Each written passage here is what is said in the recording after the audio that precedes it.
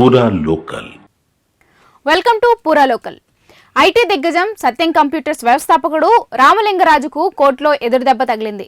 Netflix రూపొందించిన ప్రతిష్టాత్మక documentary series bad boy billionaires ఇండియాలో సత్యం కుంభకోణంపై రూపొందించిన 4వ ఎపిసోడ్ స్ట్రీమింగ్ పై 5 ఏళ్లుగా కొనసాగుతున్న స్టేను హైదరాబాద్ సిటీ సివిల్ కోర్టు ఎత్తివేసింది. దీంతో ఎంతో కాలంగా నిలిచిపోయిన రైడింగ్ ది టైగర్స్ ఎపిసోడ్ ఇప్పుడు నెట్ఫ్లిక్స్లో ప్రపంచవ్యాప్తంగా అందుబాటులోకి వచ్చింది.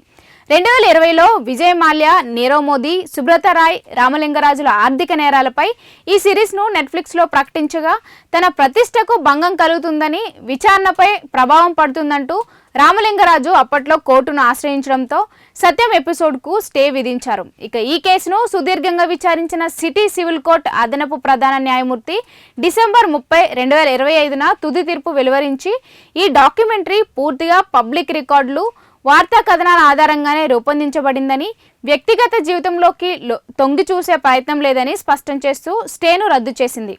తీర్పు వెలువడిన వెంటనే నెట్ఫ్లిక్స్ ఇండియా సోషల్ మీడియా ద్వారా అధికారిక ప్రకటన విడుదల చేసి 2009లో దేశాన్ని కుదిపేసిన సుమారు $1.5 బిలియన్ అకౌంటింగ్ ఫ్రాడ్ నేపథ్యంలో ఈ ఎపిసోడ్ను ఇప్పుడు చూడవచ్చని తెలిపింది.